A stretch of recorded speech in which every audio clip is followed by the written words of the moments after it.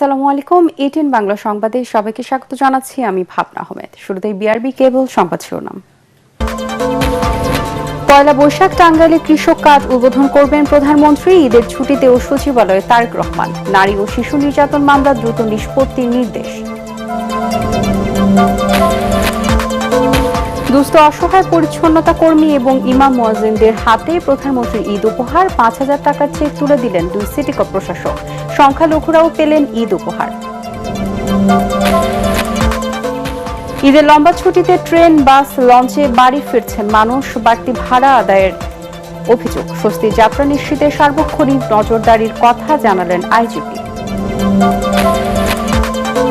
জুলাই সনদ বাস্তবায়ন পুরোপুরি নির্ভর করছে সংসদের উপর, অভিমত আইনজীবী ডক্টর শরীফের। তত্ত্বাবধায়ক সরকারের প্রধানও নির্ধারণ করবেন আইন প্রণেতারা, মনে করে সুজন। শুনছিলেন বিআরবি কেবল সংবাদ শিরোনাম। এবারে বিস্তারিত। ফ্যামিলি কার্ডের পর এবার কৃষক কার্ড দিতে যাচ্ছে সরকার। আগামী 14 এপ্রিল টাঙ্গাইলে এই কর্মসূচির উদ্বোধন করবেন প্রধানমন্ত্রী তারেক রহমান। এর মাধ্যমে কৃষি ভর্তুকি, ন্যায্য মূল্যে সার, বীজ, ঋণ সহ বিভিন্ন সুবিধা পাবেন কৃষকরা। সচিবালয়ে কৃষক কার্ড প্রণয়ন সেলের সাথে প্রধানমন্ত্রীর বৈঠকে এসব সিদ্ধান্ত হয়। পরে মন্ত্রিসভার বৈঠকে নারী ও শিশু নির্যাতন মামলাগুলো দ্রুত নিষ্পত্তির নির্দেশ দেন প্রধানমন্ত্রী। রিপোর্টে জানাচ্ছেন মাহবুব কবির চপল।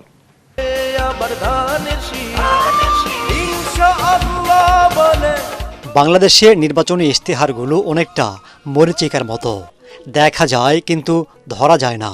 তবে এবার ব্যতিক্রম দেখা যাচ্ছে বিএনপি সরকারের বেলায়। শুরু হয়েছে প্রতিশ্রুতির বাস্তবায়ন।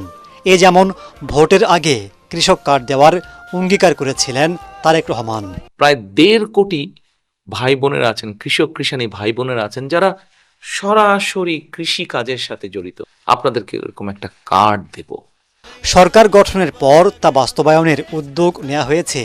ছুটির দিনেও সচিবালয়ে কৃষক কার্ড প্রণয়ন সেলের সাথে বৈঠক করেন প্রধানমন্ত্রী তারেক রহমান।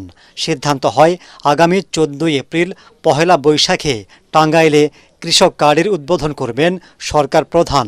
প্রথম ধাপে দেয়া হবে 22,000 কৃষককে। এরপর উন্মুক্ত পদ্ধতিতে দল মতের ঊর্ধ্বে কৃষকদের তালিকা করে কার্ড দেয়া হবে। এই কার্ডের মাধ্যমে অন্তত 12 ধরনের সুবিধা পাবেন কৃষকরা।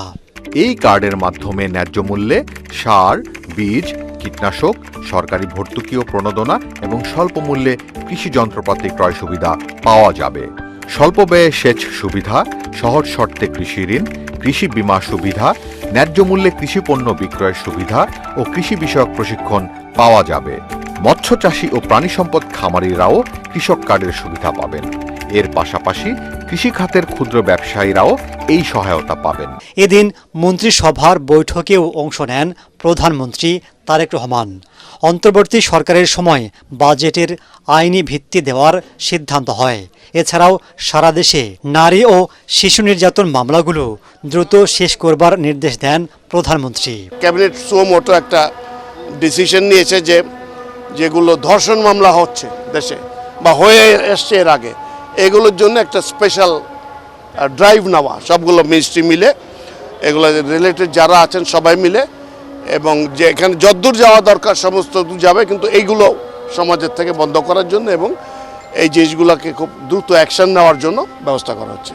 ঈদের ছুটিতে আইনশৃঙ্খলা পরিস্থিতি ঠিক রাখতে মন্ত্রী প্রতিমন্ত্রীদের তদারকি করার নির্দেশ দেন প্রধানমন্ত্রী। মাননীয় প্রধানমন্ত্রীকে আস্থা দিতে পেরেছেন সব মন্ত্রণালয় যে অবস্থা নরমাল এবং সুন্দর থাকবে। মাহবুব কবির চপল, এটিএন বাংলা, ঢাকা। রাজধানীতে দুস্থ অসহায় পরিচ্ছন্নতা কর্মী এবং ইমাম মুয়াজ্জিনদের হাতে প্রধানমন্ত্রীর ঈদ উপহার তুলে দেওয়া হয়েছে। ঢাকা উত্তর ও দক্ষিণ সিটির প্রায় 8,000 পরিচ্ছন্ন কর্মী এবং 3,500 ইমাম মুয়াজ্জিনদের হাতে 5,000 টাকার নগদ চেক তুলে দেন দুই সিটি প্রশাসক। এছাড়া দুস্থ নির্যাতিত এবং সংখ্যালঘু পরিবারের হাতে প্রধানমন্ত্রীর ঈদ উপহার তুলে দেন মুক্তিযুদ্ধ বিষয়ক প্রতিমন্ত্রী ইশরাক হোসেন। ইমদাদুল্লাহ বাবু রিপোর্ট।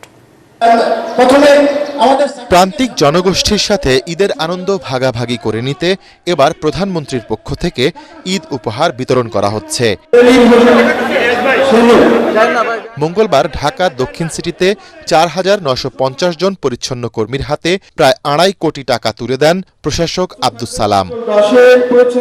আরেক অনুষ্ঠানে ঢাকা দক্ষিণ সিটির ৩,৭০০ জন ইমাম ও মুয়াজ্জিনের হাতে প্রায় ৮৫ লাখ টাকার ঈদ উপহার বিতরণ করেন তিনি। আর আমি যেটা পরিষ্কার বলতে চাই, পরিচ্ছন্নতার ব্যাপারে, বিদ্যুতের ব্যাপারে কোনো আপোষ নাই। আমাদের সিআই যারা আছেন প্রত্যেকটা ওয়ার্ডে বলেছি, যদি ট্রাক বেশি লাগে নেয়ার জন্য, ময়লা আবর্জনা নেয়ার জন্য বেশি দেওয়া হবে, কিন্তু কোথাও কোনো আবর্জনা পড়ে থাকতে পারবে না। মাননীয় প্রধানমন্ত্রীর চোখে কিন্তু আপনারা পড়ছেন, আপনাদেরকে প্রথম উনি বিশেষভাবে পুরস্কৃত করছে। ঢাকা উত্তর সিটিতে ৩,০০০-এরও বেশি পরিচ্ছন্ন কর্মীর হাতে প্রধানমন্ত্রীর পক্ষ থেকে ঈদ উপহার তুলে দেন প্রশাসক শফিকুল ইসলাম খান মিল্টন। এ সময় কর্মীদের পুরো উদ্যমে শহর পরিষ্কার রাখতে কাজ করে যেতে আহ্বান জানান তিনি। তারেক রহমান অনুধাবন করছেন যে আপনারা কষ্ট করে প্রতিদিন কাজ করেন, আপনারা যদি ভালোভাবে সবসময় আপনার অঞ্চলে পরিষ্কার পরিচ্ছন্ন করে একদম দুর্গন্ধ মুক্ত একটা সিটি, একটা অঞ্চল উপহার দিতে পারে, আগামী দিনের চেয়ে হয়তো বেশি বোনাস আপনারা।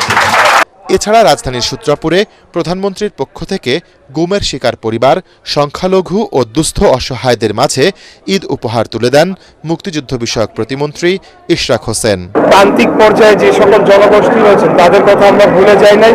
চ্যারিটেবল কাজ সবসময় বাংলাদেশ জাতীয়তাবাদী দল বিএনপি করে আসছে। এখন আমরা যেহেতু সরকার গঠন করেছি, আমরা এটার ব্যাপ্তিটা আরো বৃদ্ধি করতে পেরেছি।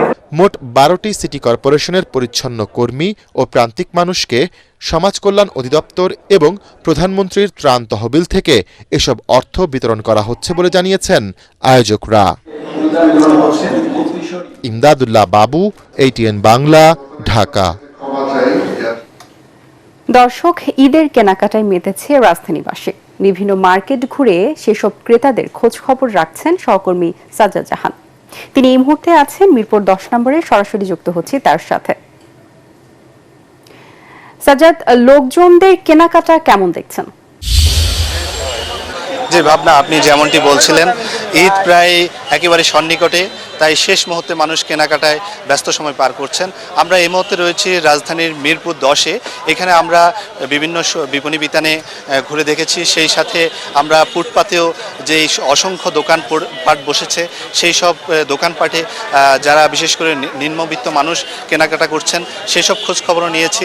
ওভারঅল আমরা যেটা বলতে পারি যে এবার নানান ধরনের পোশাক এসেছে ঈদকে কেন্দ্র করে, সেই সাথে মেয়েদের জন্য বিশেষ করে এবার পাকিস্তানি ড্রেসগুলো বেশি আকর্ষণ রয়েছে। সেই সাথে পুরুষরাও নানামুখী ড্রেস পছন্দ করছে। বিভিন্ন বিপণী বিতানে যেমন ভিড় দেখা গেছে, শেষ মুহূর্তে হয়তো অনেকেই কেনাকাটা সম্পন্ন করে ফেলেছেন। এখন তারা হয়তো দেখা গেছে যে আপনার জুতা বা বিভিন্ন অন্যান্য পণ্যের দিকে ভিড় করছেন, কেনাকাটা করছেন। আমরা এই মুহূর্তে রয়েছি রাজধানীর মিরপুরে একেবারে রাস্তার পাশে অবস্থিত অস্থায়ী দোকানগুলোতে। এখানেও লক্ষ্য করার মতো ভিড় দেখতে পাচ্ছি। ক্রেতারা আসছেন হয়তো ন্যায্য মূল্যে কেনার জন্য, যে একটি চাহিদা রয়েছে তাদের, সেই প্রেক্ষাপট থেকে তারা এখানে ভিড় করছেন বেশি। তো আমরা যেটি বলতে পারি যে অনেকটা মানুষে ব্যাপক আগ্রহ নিয়ে এখানে আসছেন এবং কি সেই সাথে মানুষজন পছন্দের কেনাকাটাটি শেষ মুহূর্তে সেরে নিতে চেষ্টা করতেছেন। হয়তো অনেকে নারীর টানে বাড়ি ফিরবেন, তো প্রিয়জনের সাথে ঈদ করবেন, সেই সাথে প্রিয়জনের জন্য পছন্দের জিনিস কেনাকাটার জন্য অনেকে এসেছেন। আমরা কথা বলেছি ক্রেতাদের সাথে, তাদের একটি অভিযোগ ছিল যে অন্যান্য বারের তুলনায় এবার কাপড়ের যে গুণগত মান সেটি নিয়েও যেমন প্রশ্ন রয়েছে, সেই সাথে পণ্যের দাম বা মূল্যের বাড়তি মূল্য ধরা হচ্ছে বলে তারা অভিযোগ করেছেন। অন্যদিকে বিক্রেতারা বলছেন যে উৎপাদন খরচ বেশি হওয়ার কারণে হয়তো অন্যান্য বারের তুলনায় তাদের হয়তো এবার বেশি দরেই পণ্য বিক্রি করতে হচ্ছে। তো আমরা যেটি বলতে পারি যে অনেকটা তারপরও নিজেদের পছন্দ মতো পণ্যটি কেনার জন্য অনেকে শেষ মুহূর্তে এসেছেন মার্কেটে এবং কি সেই সাথে এসেছেন অস্থায়ী দোকানগুলোতে। ভাবনা এই ছিল আমার কাছে মিরপুর 10 থেকে সর্বশেষ। জি সাজ্জাদ, আপনাকে ধন্যবাদ। শুরু হলো 7 দিনের ঈদের ছুটি, ফাঁকা হচ্ছে রাজধানী ঢাকা। প্রিয়জনের সাথে ঈদের আনন্দ কাটাতে বাড়ি ফিরছেন ঘরমুখ মানুষ। বাস, ট্রেন ও লঞ্চ টার্মিনালে ভিড় যাত্রীদের। এবার লম্বা ছুটিতে মোটামুটি স্বস্তিতেই বাড়ি ফিরছেন মানুষ। তবে বাস কাউন্টারগুলোতে বাড়তি ভাড়া নেওয়ার অভিযোগ যাত্রীদের। বিস্তারিত জানাচ্ছেন ইকরামুল হক সায়েম। এ যেন স্বপ্ন বাড়ি ফিরছে, শেকড়ের টানে গ্রামে ফেরা। পরিবার পরিজনের সাথে আনন্দ ভাগাভাগি করতেই এই যাত্রা, যেখানে ঝুট ঝামেলা ভোগান্তি ছাপিয়ে প্রিয়জনের সান্নিধ্যে যাওয়ার আনন্দটাই বড়। তবে এবার সড়ক, নৌ কিংবা রেলপথে যাত্রীদের ভোগান্তি বা বিড়ম্বনার অভিযোগ কম। কমলাপুর রেল স্টেশন থেকে বিভিন্ন গন্তব্যে বেশিরভাগ ট্রেনই মোটামুটি যথাসময়ে ছেড়ে গেছে। স্টেশনের প্ল্যাটফর্মে ঈদযাত্রায় চিরচেনা সেই ঢল দেখা যায়নি এবার, যদিও শেষ মুহূর্তে স্ট্যান্ডিং টিকিটের জন্য ভিড় করেছেন অনেকে। অনেক ভালো লাগতেছে, অনেকদিন পরে বাড়ি যাচ্ছি এবং কাউন্টারে আসলাম, কোনো ভিড় নাই। ঈদে বাড়ি যাইতে পারে, অনেক ভালো লাগছে। এবার পরিস্থিতি অনেক আলহামদুলিল্লাহ ভালোই দেখা যাচ্ছে, প্রশাসনের অবস্থা অনেক ভালো দেখতেছি। বাস টার্মিনালগুলোতেও যাত্রী চাপ মোটামুটি স্বাভাবিক ছিল। চাহিদা অনুযায়ী ডিজেল না পাওয়ার অস্বস্তির কথা জানিয়েছেন মালিকরা। অন্যদিকে বাড়তি ভাড়া আদায়ের অভিযোগ ছিল যাত্রীদের কারো কারো। দুপুরে সদরঘাট পরিদর্শনে যান কোস্টগার্ড ও র্যাবের সদস্যরা। জানান, ঘরমুখ মানুষের নিরাপদ ঈদযাত্রা নিশ্চিত করতে সব ধরনের ব্যবস্থা নেওয়া হয়েছে। সব সময় নিত 500 টাকা, ঈদের সময় নেয় 600 টাকা, হয়তো 100 টাকা বেশি নিতে পারে। যাত্রীরা যদি অভিযোগ করে যে আমরা আগে 500 টাকা নিতাম, এখন 600 টাকা নিচ্ছি, এটা হচ্ছে যাত্রীদের ওপিনিয়ন। আমাদের কথা হচ্ছে যে বিআইডব্লিউটি থেকে নির্ধারিত ভাড়ার চাইতে আমরা কম ভাড়া নিচ্ছি। ঘরমুখ মানুষ যাতে তাদের প্রিয়জনদের সাথে নিরাপদে ঈদ করতে যেতে পারে এবং ঈদ করে আবার এই রাজধানী শহরে যাতে ফিরে আসতে পারে, তাদের সেই নিরাপত্তা দেওয়ার জন্য র্যাপিড অ্যাকশন ব্যাটালিয়ন তৎপর। বর্তমানে সবগুলো টিম আমরা মেইনলি ফোকাস করছি এই ঈদের মৌসুমটাতে, যেন ঈদের মৌসুমে আমাদের কোনো ধরনের যাত্রী ভোগান্তি বা এরকম তারা যেন নিরাপদে নৌপথে চলাচল করতে পারে। এবার ঈদে জ্বালানি তেলের সংকটে ব্যক্তিগত ও সাধারণ যানবাহনের চলাচল আগের বারের তুলনায় কম রয়েছে সড়কে। ইকরামুল হক সায়েম, এটিএন বাংলা, ঢাকা। ঈদযাত্রায় মহাসড়কে যানবাহনের চাপ বেড়েছে। ঢাকা, টাঙ্গাইল, ঢাকা, চট্টগ্রাম, ঢাকা, ময়মনসিংহ মহাসড়কে যানবাহনের বাড়তি চাপে ধীর গতিতে গাড়ি চললেও কোথাও যানজটের খবর পাওয়া যায়নি। এদিকে পদ্মা সেতু হয়ে নির্বিঘ্নে বাড়ি ফিরছেন দক্ষিণবঙ্গের 21 জেলার মানুষ। ঈদযাত্রা নিরাপদ ও নির্বিঘ্ন রাখতে সতর্ক অবস্থানে আইনশৃঙ্খলা বাহিনী। রাজধানীর গাবতলী বাসস্ট্যান্ড পরিদর্শনে পুলিশের আইজি আলী হোসেন ফকির বলেন, যান চলাচল স্বাভাবিক রাখতে মহাসড়কে পুলিশের সার্বক্ষণিক নজরদারি রয়েছে। আরও জানাচ্ছেন GM তসলিম। ঈদের ছুটিতে নারীর টানে বাড়ি ফিরছে মানুষ। মহাসড়কে যানবাহনের চাপ বেড়েছে। ঢাকা আরিচা মহাসড়ক এবং আশুলিয়া বাইপাইল চন্দ্রা মহাসড়কে যানবাহনের চাপে চলাচলে গতি ধীর হলেও কোথাও যানজটের খবর পাওয়া যায়নি। এতে খুশি যাত্রীরা।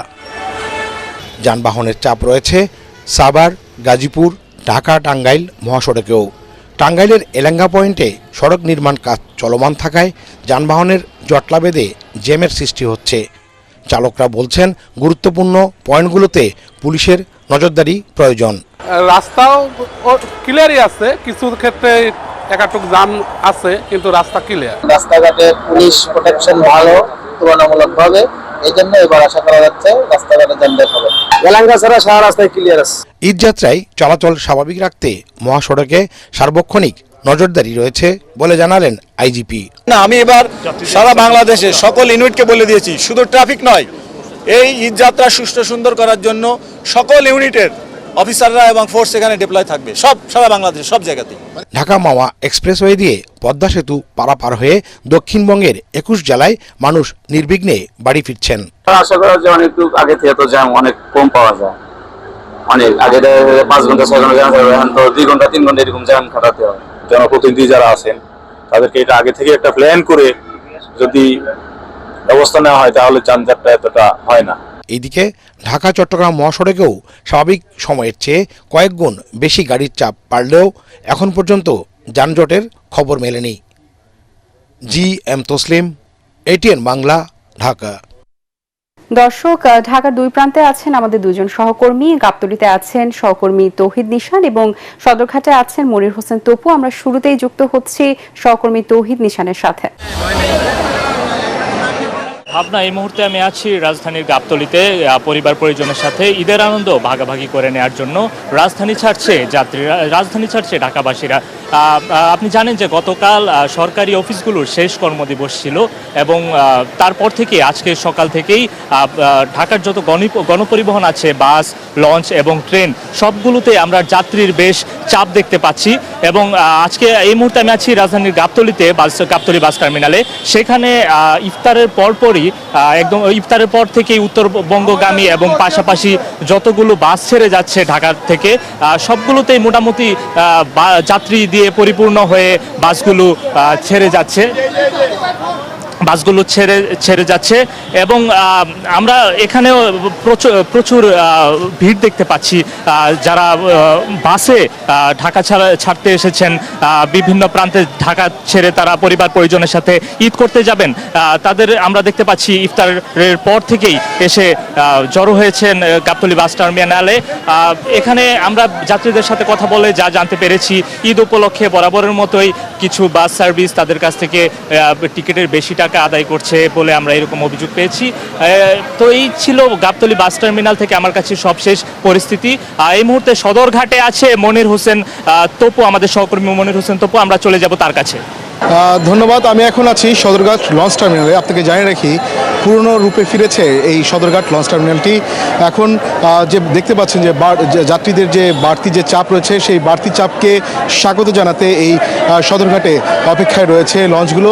এখানে বর্তমানে অর্ধশতাধিকের উপরে বেশি লঞ্চ এখানে নোঙর করা অবস্থায় রয়েছে এবং দক্ষিণাঞ্চলে যেহেতু বলা চলে সবচেয়ে আরামদায়ক একটি যাত্রা হচ্ছে এই লঞ্চে যাত্রা। সেই ঈদ উপলক্ষে যারা পরিজন নিয়ে বাড়ি ছুটছেন, তাদের পছন্দের তালিকায় এখন দক্ষিণাঞ্চলের মানুষের জন্য এখন এই লঞ্চ হলো সবার প্রথমে। তবে এখানে এই লঞ্চ টার্মিনাল জুড়ে দেখছেন, এখানে অসংখ্য মানুষ এই টার্মিনাল জুড়ে অবস্থান করছেন। সবাই সবার মতন তাদের যে গন্তব্যস্থল রয়েছে সেই লঞ্চগুলো খুঁজছেন।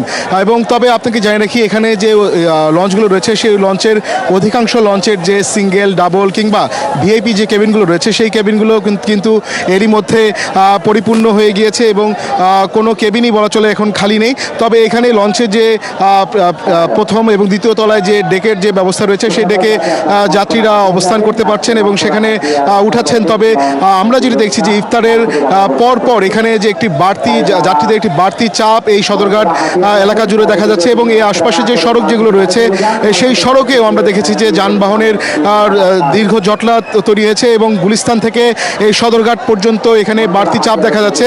এবং সাধারণ যাত্রী যারা রয়েছেন, তারা এখন পর্যন্ত কোনো ভাড়া নিয়ে আমাদেরকে কোনো ধরনের অভিযোগ করছেন না। তবে বলা চলে এখন পর্যন্ত স্বস্তিদায়ক রয়েছে এই লঞ্চে যাত্রা। তবে এই টার্মিনাল জুড়ে আমরা যেটি দেখছি যে এখানে পুলিশ সদস্যদের পাশাপাশি এখানে র্যাবের কন্ট্রোল রুম রয়েছে, একই সাথে আনসার সদস্যরা এখানে কাজ করছেন, একই সাথে এখানে নৌ পুলিশের যারা দায়িত্বরত যারা রয়েছেন এবং এখানে যারা ইনচার্জের দায়িত্ব রয়েছেন তারাও এখানে কাজ করছেন এবং এখানে যারা নৌ অধিদপ্তরের যারা কর্মচারী যারা রয়েছেন তারাও এখানে নিরলসভাবে কাজ করছেন, যাত্রীদের যাতে একটি আরামদায়ক ঈদযাত্রা তারা উপহার দিতে পারেন সেজন্য তারা কাজ করছেন।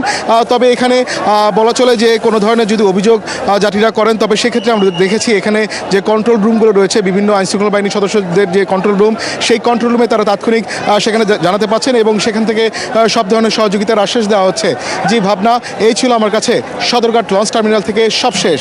তবু আপনাকে ধন্যবাদ। এবারে অন্যান্য প্রসঙ্গ।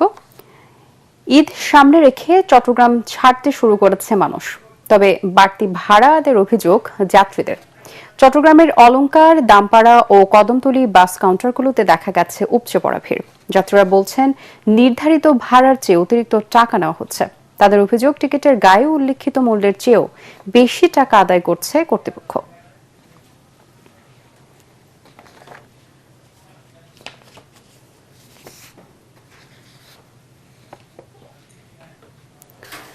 জুলাই সনদ বাস্তবায়ন পুরোপুরি নির্ভর করছে জাতীয় সংসদের উপর, এমন অভিমত দিয়ে তত্ত্বাবধায়ক সরকার সংক্রান্ত মামলার অন্যতম আইনজীবী ডক্টর শরীফ ভূঁইয়া বলেছেন, জাতীয় সংসদই ঠিক করবে সনদের কি কি থাকবে আর কি কি থাকবে না।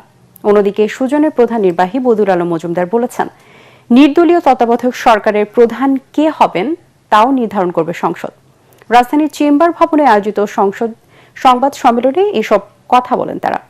আর জানাচ্ছেন হুমান চিস্তি। সংবিধানে তত্ত্বাবধায়ক সরকার ব্যবস্থা পুনর্বহাল করে আপিল বিভাগের দেয়া পূর্ণাঙ্গ রায় গত রোববার প্রকাশিত হয়। তবে তত্ত্বাবধায়ক সরকার ব্যবস্থা নিয়ে এখনও রয়েছে অস্পষ্টতা। এসব বিষয় নিয়ে মঙ্গলবার সংবাদ সম্মেলন করেন ওই মামলার বাদী ও সুজনের প্রধান নির্বাহী বদিউল আলম মজুমদার এবং মামলার আইনজীবী ডক্টর শরীফ ভূঁইয়া। ত্রয়োদশ সংশোধনীর রায়ে তত্ত্বাবধায়ক সরকার ব্যবস্থা ফিরলেও পঞ্চদশ সংশোধনীর রায়ে অনেক কিছু আরও স্পষ্ট হবে বলে আশা করেন তারা। তত্ত্বাবধায়ক সরকার ব্যবস্থা কিভাবে আমরা দেখব তা নির্ভর করবে আর দুটো জিনিসের উপর। একটা হলো পঞ্চদশ সংশোধনী মামলার রায়, তারা কি রায় দেন, কি পর্যবেক্ষণ দেন, এবং একই সাথে যে জুলাই সনদ যেটা স্বাক্ষরিত হয়েছে এবং যেটা গণভোটে পাশ হয়েছে 48টা বিষয়, তার উপর প্রধানমন্ত্রী 2 বিরোধী দলীয় নেতা, 3 স্পিকার, 4 ডেপুটি স্পিকার বিরোধী দলের, এবং 5 সংসদের দ্বিতীয় বৃহত্তম বিরোধী দলের একজন প্রতিনিধি, 5 জন সদস্যের সমন্বয়ে একটি নির্বাচনকালীন তত্ত্বাবধায়ক সরকারের প্রধান উপদেষ্টা বাছাই কমিটি করতে হবে। ডক্টর শরীফ ভূঁইয়া বলেন, জুলাই সনদ বাস্তবায়নে রাষ্ট্রপতির আদেশ ও গণভোটে জনরায় পাওয়া গেলেও এখন তা নির্ভর করছে জাতীয় সংসদের অনুমোদনের ওপর। সংসদই ঠিক করবে জুলাই সনদের কতটুকু বাস্তবায়িত হবে। গণভোটের ফলাফলের ভিত্তিতে কিন্তু সংস্কার আমাদের আইনি কাঠামোয় অন্তর্ভুক্ত হয়ে যাচ্ছে না। সংস্কার প্রক্রিয়া বাস্তবায়নের জন্য কিন্তু 3টা ধাপের কথা বলা হয়েছে। প্রথমত একটা আদেশ করা হয়েছে এবং যে আদেশটা গণভোটে গিয়েছে। সবচেয়ে গুরুত্বপূর্ণ ধাপ যে এই সংস্কারগুলোকে আইনি কাঠামো এবং সংবিধানে অন্তর্ভুক্ত করা। সেই দায়িত্বটা কিন্তু দেওয়া হয়েছে নির্বাচিত প্রতিনিধিদের উপর। কাজে তারা এই সমস্ত খুঁটিনাটি যেটুকু জনগণ হয়তো গণভোটে বুঝতে পারে নাই সেটুকু তারা সেখানে দেখবেন। সাবেক প্রধান বিচারপতি ডক্টর সৈয়দ রেফাত আহমেদ অবসরে যাওয়ার পর পূর্ণাঙ্গ রায় লেখায় বিতর্ক তৈরি হবে কিনা এমন প্রশ্নের জবাবে তারা বলেন, রায়ে পরিবর্তন না হওয়ায় বিতর্কের কোনো সুযোগ নেই। হুমায়ুন চিস্তি, এটিএন বাংলা, ঢাকা।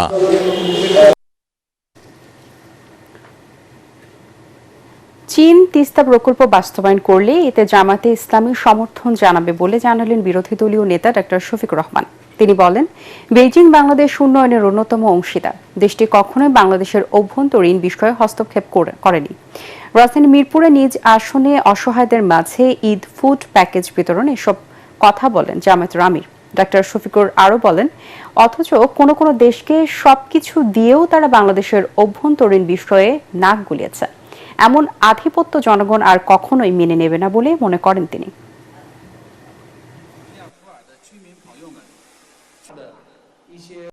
চীন এমন একটি দেশ যা আজ পর্যন্ত স্বাধীন বাংলাদেশের আভ্যন্তরীণ কোনো বিষয়ে তারা কোনো হস্তক্ষেপ করেনি। তিস্তা প্রকল্পের কথা মান্যবর রাষ্ট্রদূত এখানে উল্লেখ করেছেন। এটি বাংলাদেশের কান্না, উত্তরাঞ্চলের কান্না। আমরা এই কান্নার অবসান চাই। এবার ইরান আমেরিকা যুদ্ধ প্রসঙ্গ। ইরানের নিরাপত্তা প্রধান আলী লারিজানি ও ইসলামী বিপ্লবী গার্ডের বাসিজ ফোর্স প্রধান সোলাইমানিকে হত্যার দাবি করছে ইসরায়েল। তবে এমন দাবি নাকচ করেছে তেহরান। এদিকে ইসরায়েলে আবারও ক্ষেপণাস্ত্র হামলা চালিয়েছে আইআরজিসি। একই সাথে সংযুক্ত আরব আমিরাত সহ পারস্য উপসাগরীয় অঞ্চলের মার্কিন মিত্র আরব দেশগুলোর উপর নতুন করে হামলা চালিয়েছে ইরান। আশকুর রহমান জানাচ্ছেন বিস্তারিত। প্রায় 3 সপ্তাহ ধরে চলছে যুক্তরাষ্ট্র, ইসরায়েল ও ইরানের যুদ্ধ। পাল্টাপাল্টি হামলায় অবরুদ্ধ মধ্যপ্রাচ্য। সোমবার রাতে ইরানের রাজধানী তেহরান, সিরাজ ও তাবরিজ শহরে একযোগে হামলা চালায় ইসরায়েলি বাহিনী। সেই হামলায় ইরানের জাতীয় নিরাপত্তা পরিষদের প্রধান আলী লারিজানিকে হত্যার দাবি করছে ইসরায়েল। একই সাথে বাসিজ কমান্ডার গোলাম রেজা সোলাইমানিকে হত্যার কথাও বলছে আইডিএফ। ইসরায়েলের প্রতিরক্ষা মন্ত্রী ইসরায়েল কাটজ সিএনএনকে এ তথ্য নিশ্চিত করেছেন। ইরানের শাসক গোষ্ঠীকে হত্যা করা হচ্ছে এবং তাদের সক্ষমতা ধ্বংস করে দেওয়া হচ্ছে। আমাদের সেনাবাহিনী ইরানের ক্ষেপণাস্ত্র সক্ষমতা এবং কৌশলগত অবকাঠামোতে আঘাত এনে তা সম্পূর্ণভাবে ধ্বংস করছে। তবে এই দাবির কয়েক ঘন্টার মধ্যেই লারিজানির অফিসিয়াল এক্স অ্যাকাউন্ট থেকে একটি হাতে লেখা চিঠি পোস্ট করা হয়। এ ব্যাপারে তেহরানের পক্ষ থেকে কোনো আনুষ্ঠানিক বক্তব্য না আসায় এই পোস্টটি এখন বড় ধরনের রহস্যের জন্ম দিয়েছে। একই সাথে ইরানের গণমাধ্যমগুলো বলছে নিরাপদে আছেন লারিজানি, তিনি শিগগিরই বার্তা নিয়ে আসবেন। এদিকে সংযুক্ত আরব আমিরাত সহ পারস্য উপসাগরীয় অঞ্চলের মার্কিন মিত্র আরব দেশগুলোর উপর নতুন করে হামলা চালিয়েছে ইরান। ইরাকি নিরাপত্তা সূত্রগুলো জানিয়েছে, মঙ্গলবার ভোরে বাগদাদে মার্কিন দূতাবাসে রকেট এবং অন্তত 5টি ড্রোন দিয়ে হামলা চালানো হয়েছে। তবে এ হামলায় কেমন ক্ষয়ক্ষতি বা হতাহত হয়েছে তা জানানো হয়নি। এছাড়া ইসরায়েলের উত্তরাঞ্চলে একাধিক ক্ষেপণাস্ত্র হামলা চালিয়েছে তেহরান। এই হামলার পর দেশটির উত্তরের জনপদগুলোতে আতঙ্ক ছড়িয়ে পড়ে। আইডিএফ এক বিবৃতিতে জানিয়েছে, তাদের আকাশ প্রতিরক্ষা ব্যবস্থা সক্রিয় রয়েছে এবং পরিস্থিতির উপর কড়া নজর রাখা হচ্ছে। আশিকুর রহমান, এটিএন বাংলা। ঐক্যবদ্ধভাবে কাজ করলে অতীতের বদনাম মুছে নতুন বাংলাদেশ প্রতিষ্ঠা সম্ভব বলে মন্তব্য করেছেন তথ্য ও সম্প্রচার মন্ত্রী জহিরুদ্দিন স্বপন। ঢাকা রিপোর্টার্স ইউনিটিতে বরিশাল বিভাগ সাংবাদিক সমিতির ইফতার মাহফিলে কথা বলেন তিনি। পিছিয়ে পড়া বিভাগকে মূলধারায় ফেরাতে নানা পরিকল্পনা তুলে ধরেন মন্ত্রী। সমিতির দপ্তর সম্পাদক মিজান শাহজাহানের সঞ্চালনায় ইফতারে আরও উপস্থিত ছিলেন বিএনপি চেয়ারম্যানের উপদেষ্টা অ্যাডভোকেট সৈয়দ মোয়াজ্জেম হোসেন আলাল, সমিতির সভাপতি জহিরুল হক রানা ও সাধারণ সম্পাদক মাইনুল হাসান সোহেল।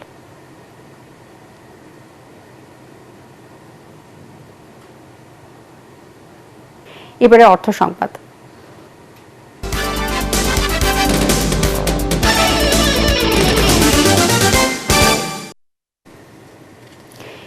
ঈদ উল ফিতর ও সাপ্তাহিক ছুটির কারণে এক সপ্তাহ বন্ধ থাকবে দেশের বিভিন্ন স্থলবন্দরের কার্যক্রম।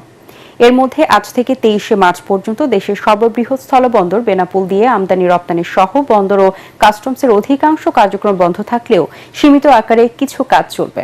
ঈদের ছুটির মধ্যে বন্দরে যাতে কোনো ধরনের নাশকতামূলক ঘটনা না ঘটে সেজন্য নিরাপত্তা ব্যবস্থা জোরদার করা হয়েছে।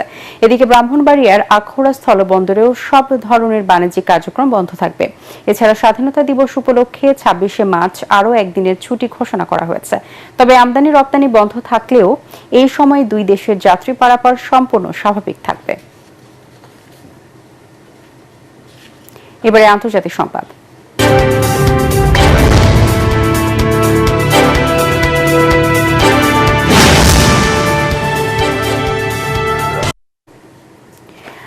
আফগানিস্তানের রাজধানী কাবুলে মাদকাসক্ত নিরাময় কেন্দ্রে পাকিস্তানের বিমান হামলায় নিহতের সংখ্যা বেড়ে 400 জনে দাঁড়িয়েছে। তালেবান সরকারের পক্ষ থেকে জানানো হয়েছে নিহতের সংখ্যা আরও বাড়তে পারে। আফগান উপসরকারি মুখপাত্র হামদুল্লাহ ফিরদাত এক্স পোস্টে জানান, সোমবার রাতে এই হামলার হাসপাতালটির বড় একটি অংশ পুরোপুরি ধ্বংস হয়ে গেছে। এখন পর্যন্ত 400 জনের মরদেহ উদ্ধার করা হয়েছে এবং আহত অবস্থায় চিকিৎসাধীন রয়েছেন আরও অন্তত 250 জন। ভবনটিতে লাগা আগুন নিয়ন্ত্রণে কাজ করছে উদ্ধারকারী দল। এদিকে বেসামরিক স্থাপনায় হামলার এই অভিযোগ সরাসরি অস্বীকার করেছে ইসলামাবাদ। চালুর 1 বছরের মাথায় বন্ধ হয়ে গেছে রাজশাহীতে স্থাপন করা ট্রেন পরিষ্কারের ডিজিটাল ওয়াশিং প্ল্যান্ট।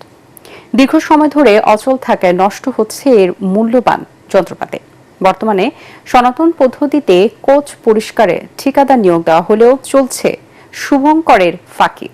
রাজশাহী থেকে সুজাউদ্দিন ছোটনের রিপোর্ট, জানাচ্ছেন মাসুদ রানা।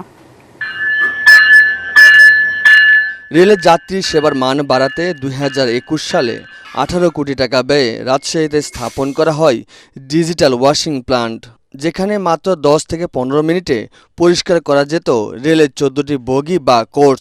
তবে চালু হওয়ার 1 বছরের মাথায় বন্ধ হয়ে যায় প্ল্যান্টটি। এখনও রেল অনেক ধরনের লোকসানের সম্মুখীন হচ্ছে এবং এখনও আমরা দাবি করছি যে ওয়াশপিটটা অবিলম্বে চালু করার ব্যবস্থা করা হোক। প্ল্যান্টটি বন্ধ হয়ে যাওয়ায় সনাতন পদ্ধতিতে কোর্স পরিষ্কারের দায়িত্ব দেওয়া হয় স্থানীয় এক ঠিকাদার প্রতিষ্ঠানকে। শুরু থেকে কাজ পেয়ে যাচ্ছে এই প্রতিষ্ঠান। তবে অভিযোগ উঠেছে প্রয়োজনীয় লোকবল নিয়োগ এবং পরিষ্কারের প্রয়োজনীয় উপকরণ ব্যবহার না করে লাখ লাখ টাকা হাতিয়ে নিচ্ছে প্রতিষ্ঠানটি। ওর হাতে থাক, আমি বোতলটা আনতে পাঠাইছে লিয়ানো না, এটা শেষ হয়ে গেছে। ভরা বোতল দিয়ে মাথা শেষ হলো, আজকে তো বড় বোতল করবে লেবা। এসব অনিয়মের বিষয়ে ক্যামেরার সামনে কথা বলতে রাজি হননি দায়িত্বশীল কর্মকর্তা। তবে পশ্চিমাঞ্চলের রেলওয়ে মহাব্যবস্থাপক জানান, ডিজিটাল ওয়াশিং প্ল্যান্টটি সংস্কারের প্রয়োজনীয় যন্ত্রপাতি সরবরাহে জটিলতা রয়েছে স্থাপনকারী প্রতিষ্ঠানের সাথে। প্রধান সরঞ্জাম নিয়ন্ত্রক থেকে আমরা আশা করছি দ্রুত এই মালামালগুলো আমাদেরকে সরবরাহ করা হবে। এছাড়া এই ওয়াশিং প্ল্যান্টের নিয়মিত রক্ষণাবেক্ষণের কাজ আমরা বিঘ্নিত হচ্ছে, আমাদের দক্ষ জনবল নাই। Bureau report, ATN Bangla. এবারে খেলার খবর।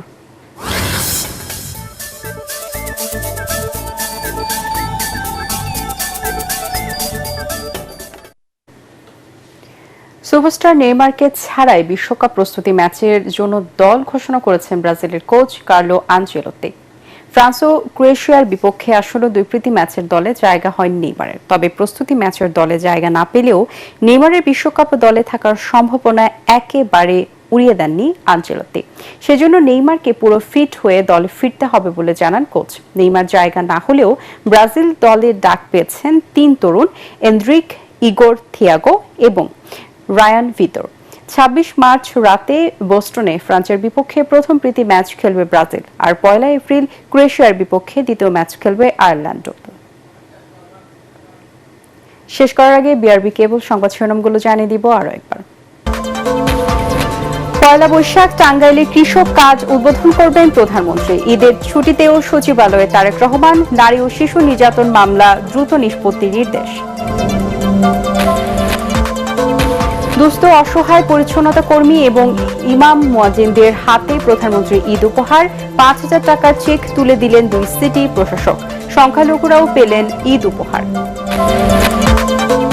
ঈদের লম্বা ছুটিতে ট্রেন, বাস, লঞ্চে বাড়ি ফিরছেন মানুষ। বাড়তি ভাড়া আদায়ের অভিযোগ, স্বস্তির যাত্রা নিশ্চিতে সার্বক্ষণিক নজরদারির কথা জানালেন আইজিপি। জুলাই সনদ বাস্তবায়ন পুরোপুরি নির্ভর করছে সংসদের উপর, অভিমত আইনজীবী ডক্টর শরীফের। তত্ত্বাবধায়ক সরকারের প্রধানও নির্ধারণ করবেন আইন প্রণেতারা, মনে করে সূচক। পরবর্তী সংবাদ দেখার আমন্ত্রণ জানিয়ে এখনকার মতো শেষ করছি এটিএন বাংলা সংবাদ। ইউটিউবে দেখতে ব্রাউজ করুন youtube.com/ATN বাংলা নিউজ। ধন্যবাদ সবাইকে।